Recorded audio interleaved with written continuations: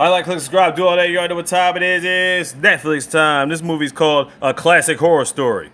In this gruesome suspense film, strangers traveling in southern Italy become stranded in the woods, where they must fight desperately to get out alive. So it's an Italian horror film. It just came out. It's about an hour and a half long. Spoiler alert, let's get it. So right off the bat, we're looking at a deer head, even though the deer is alive and well because the Milwaukee Bucks won the championship. Anyway, you got this girl strapped to a table. Anyway, you got somebody dragging a mallet made out of a tree bark. I'm like, what the fuck? Somebody about to get the whiffle in. Then all of a sudden goes to an RV on the road. Then we got this chick named Elisa. She's in here throwing up in the bathroom. Next thing we know, she's talking to her mom, talking about she's not going to be able to have the baby. Next thing we know, she's supposed to be going on a trip with 4 other people. So we got this guy here named Fabrizio. He's supposed to be doing like some homegrown film so he can put up on Instagram and stuff like that, but he likes to make movies, I guess. He's basically asking people's names and what they do. By the way, this is Sophia. And her boyfriend, Mark, they plan on getting married. Got this guy named Mark. He's supposed to be a doctor or somewhat. And of course, Elisa. Everybody just chilling, getting ready for the trip. So you got 5 people in a camper traveling through this Super Mario World of Illusions forest. So we're starting off on the right path. We're going to call this, quote unquote, a classic horror story. Sophia's playing word games on her phone. The doctor's just, giving her answers, I guess. Fabrizio tells Mark they got some beers. They get them cracking. They drive and they come across one of these poster boards. Wait a minute. Why are their faces etched out like that? Then he reads the paper about a mother and daughter missing in the same area. Then all of a sudden they gotta stop the RV because Elisa's about to start throwing up. They're like, is it car sickness or is she pregnant? Because, she ain't telling them nothing. Mark is on the phone and he starts talking to his ex-wife. He wants to talk to his daughter, who he probably hasn't seen in about 2 or 3 years, as they claim. So for some strange reason, Fabrizio's being a pushover because Mark takes the wheel and he starts driving. Keep in mind, Mark has had the most to drink out of everybody. And all these fuckers are just gonna go along with it, right? And they're not driving on regular terrain. You see the guardrails, they got like wide turns and everything. The exact opposite of straight roads, right? The girls go to sleep like it ain't nothing. So right off the back, I'm convinced all these fuckers are dumb for letting him drive. But Fabrizio is sitting in the front with him just to make sure he's good. Then all of a sudden a dead goat is lying in the middle of the street. Fabrizio gets the wheel and swerves him off the side of the road so he doesn't hit the goat. And he runs smack into a tree. Then we get this ominous music as the camera zooms in on the goat. Next thing you know, niggas wake up the next morning just fur. Mark's leg is pretty much all the way messed up. They gotta put splints on it. Everybody's trying to call for help, but they ain't got no signal. They told them to dial 118. Is that their 911 out there? I mean, fuck. So they're about to look for help, and when they get out the RV, they are nowhere near any roads. In fact, there's nothing but grass and trees surrounding them, and in the middle of that is this crazy looking ass house. But near the house are these fluorescent lights, this loud ass bullhorn. Sophie knocks on the door for help and nobody answers. Just look at this house. You can't tell me that like some ominous shit about to happen. So now Mark is blaming Fabrizio for driving off the road. But the question is, how did they end up off of the road in the middle of nowhere? Especially now that the car won't start. So Fabrizio and Mark set off to go find some supplies or people or something to find some help somewhere. Sophie and Eliza are bonding for a second. She's got her phone and she's showing her and Mark doing TikTok dances. They both talk about their places of work and stuff like that. Just typical bonding. Meanwhile, back to Fabrizio and Mark, they just rummaging through the forest. Then they stumble upon this satanic shit. The 3 scarecrows represent the 3 knights of honor. It's about 5 pig heads underneath of that. Since it's 5 of y'all, I'm gonna take it as symbolism, nigga. Get the fuck out. Meanwhile, Eliza somehow gets inside the house, and she sees pictures of the 3 brothers. Lit candles on the ground. That means somebody was there recently. So apparently these 3 people represent Ozo, Cardozo, and Matazo. Fabrizio explains that each one of them, one had cut out their ears, one had cut out their eyes, another one cut out his tongue. On some hear no evil, see no evil, taste no evil type shit. He said they lived a long time ago and they had a bunch of people there that were dying of starvation. And that these people needed sacrifices in return because they had no food. So the villagers would choose victims and prepare the rituals. You would think it's on some cannibalism shit, right? So the starving people that were saved by the 3 men, they eventually became part of their flock. At least that's how the myth goes. So the rest of them ain't trying to believe in all this mumbo jumbo, but they're still trying to figure out how come they're not on the road and why they can't even find the road. Then at night while they back at their RV, they see a light come on at the house. You're like, oh shit. So while they trying to figure a way out of all this mess, Fabrizio steps out the camp to use the bathroom, and we all thinking to ourselves, first kill, like a quote unquote classic horror movie, right?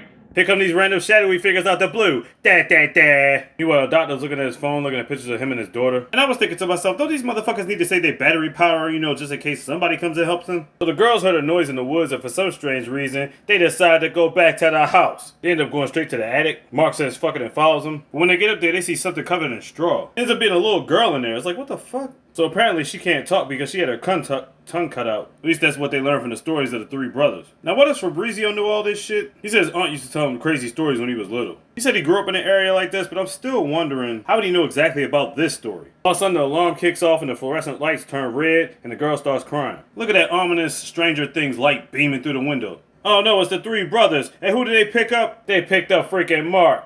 whose leg was still messed up by the way, and they left him by his fucking self. These masks are freaking terrifying. I don't know if they mask theirs, it's a real face. It's like Iron Groot from Guardians of the Galaxy just turned sinister all of a sudden.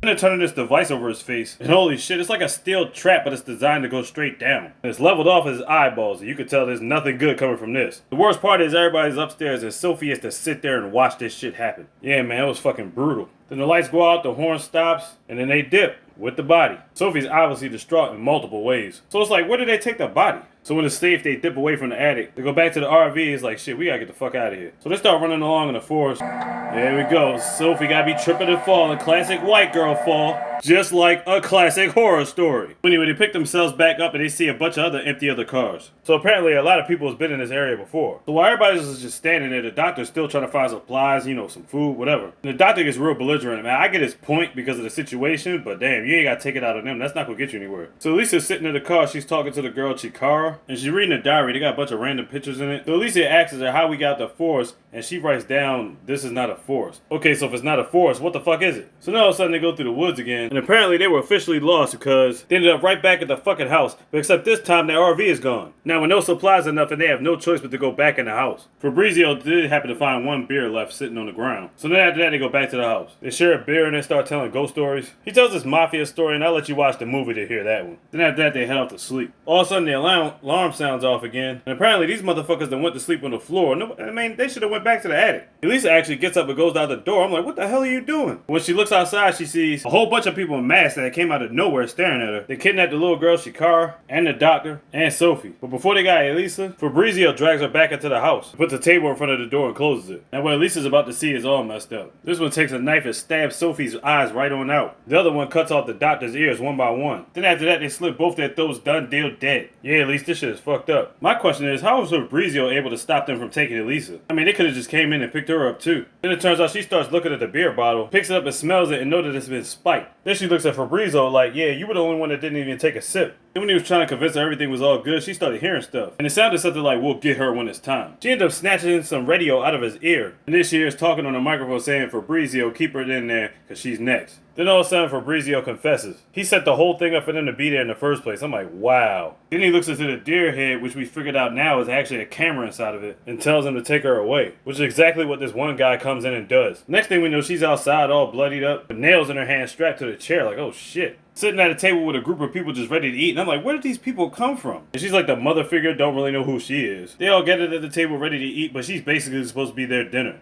I knew these niggas was on some cannibal shit. Then she goes over towards this guy in a police car, and I guess there's some spot called Camping Trey Caliber. Next thing you know, they put her in this room. There's a bunch of cameras set up. Then all of a sudden, Fabrizio pops up. He gets some explanation about trying to make a real-life horror movie realistically. The explanation is somehow comical and horrifying at the same time. So that they finished talking, she's like, fuck this, I'm getting out here somehow. And she pulled her hands up straight through the spikes. I'm like, ugh. Damn, that shit's gotta be painful. So she gets out the random cabin, and she's near a bunch of tents and campers and campsites. She goes through one tent and finds the mask of the three brothers, and there's a bunch of damn masks in here. I don't know what those two things on the ground are. They bodies? Who knows? And on the side, or to the left, there was a bunch of cameras too. All of a sudden, Fabrizio's talking about making the perfect movie, getting this point together, this point together. I'm like, what the fuck is wrong with this guy? More importantly, who the hell is he talking to? Is he talking to himself? And holy shit, he was talking to Chikara. Turns out, they're actually brother and sister. And she was on this shit from the start too. Like, what the fuck? Elisa looks through one of the cabins and see all this shit going down. So Chikara thought she heard a noise. She opens up the door. And Elisa got one of the masks on with the fucking boomstick pointing straight at her chest. Bam! You just got fucked. Yeah, your sister got done to that nigga. Dumb fur. She's like, man, get your goofy ass out here too. You already know what time it is. You next. His goofy ass tried to charge her thinking she couldn't unload or whatever like that. Gets a bullet in the chamber, pops him in his knee. You big dummy. Then she puts it in his mouth and finishes his bitch ass off. Done deal dead as shit. And the camera's recording. So now all of a sudden she's walking around by herself in the woods. She sees somebody, but who the heck is that now? Some little boy with a swimming stuff on. It's like, where the heck he come from? So she follows him through this gate. Come to find out, she was in some type of military area the whole time.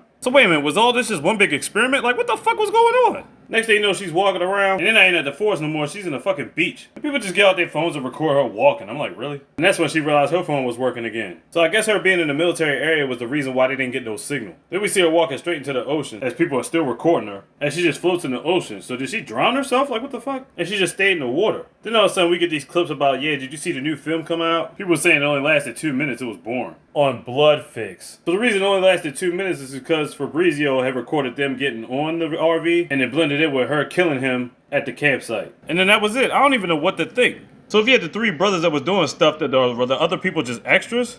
Did they not know they were killing people? Was this whole thing supposed to be some type of test since they was on a military campground? Man, you come up with your own conclusions and let me know. So is it, quote unquote, a classic horror story? Well, I'd say the first half of it is. A classic horror story on Netflix. Check it out, like, click, subscribe, do all that. You already know what time it is. Look, these, y'all, these, big, get a goddamn slogan.